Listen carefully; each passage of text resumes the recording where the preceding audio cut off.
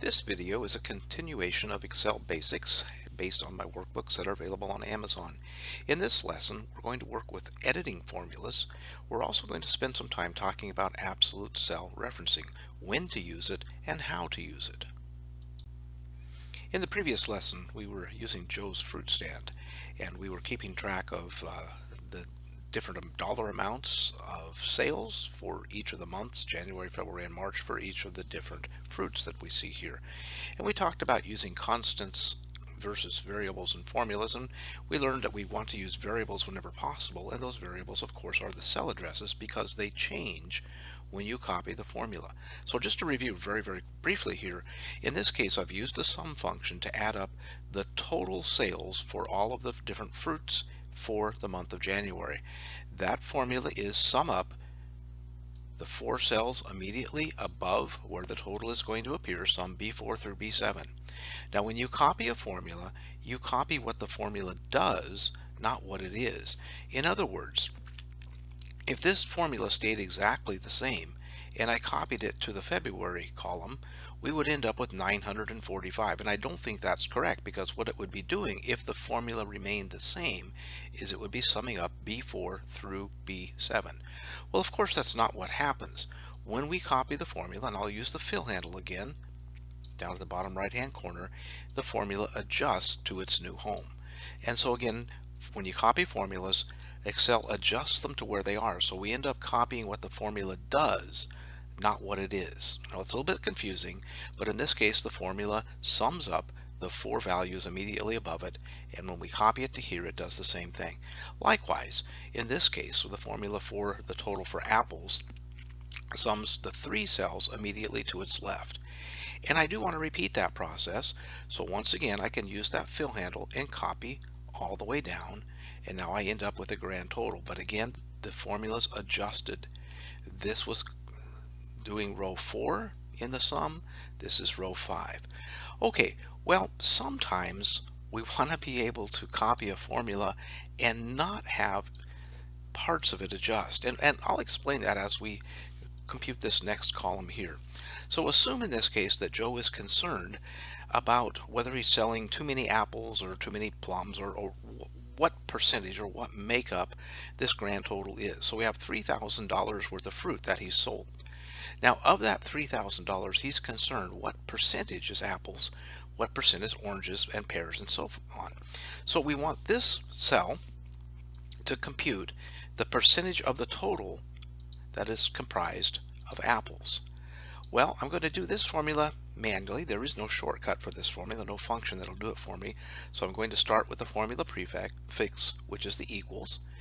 And to compute the percentage, I'm going to take the total for apples, and I'm going to divide it by, we just use the slash for divide, the grand total. So E4 divided by E8. I press enter, and I end up with what is 21%. If I format that as a percentage, and I'm going to increase my decimals by 2, we can see that it is exactly 21, or approximately 21.65%. Now in this case, this is a situation where this formula cannot be copied as is. The formula, if you see up here in the formula bar, is E4 divided by E8, or apples divided by the grand total. Another way to look at it is the way Excel looks at it. And Excel looks at it as divide the cell immediately to my left by one left, 1, 2, 3, 4 down. So I'm going to copy this formula. It's not going to work, but I'm going to copy it anyway.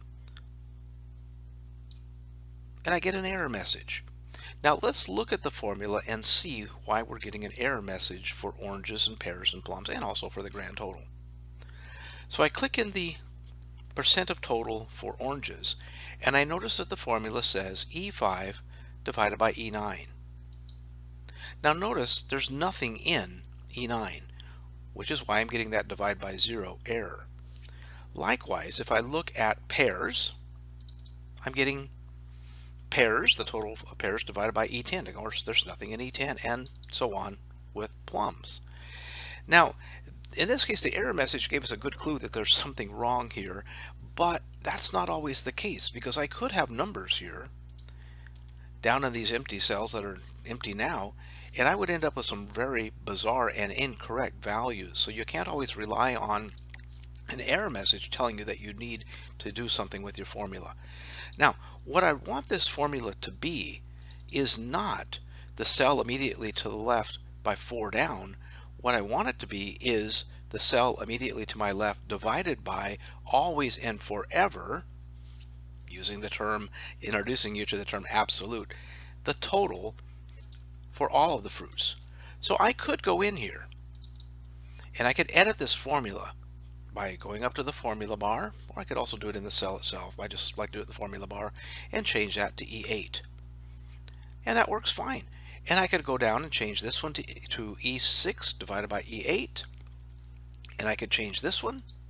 But what if we had 150 different kinds of fruits and vegetables that Joe was selling at his fruit stand? Editing each individual formula would be quite tedious. And so I'm going to go ahead and change this back to E9 just to show you again that it is incorrect. A much better way to do this, to make this formula copyable, is to change the way Excel sees the formula. Like I said, what I really want it to be is the cell immediately to the left, but always and forever divide that cell by E8, or in this case the grand total. We do that by adding a special code in the formula to signify to Excel that this is a cell that should not change. We call that absolute reference. It's a constant, as we talked about in the first lesson, constants versus variables.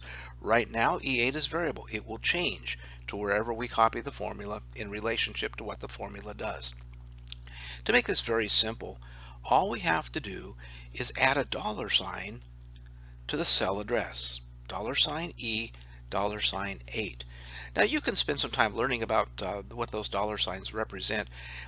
Each of the dollar signs represents a constant. So in this case, the row and the column are both constant. So that refers to cell E8. Alright, so I'll go ahead and fix this formula. So now had I done this formula to begin with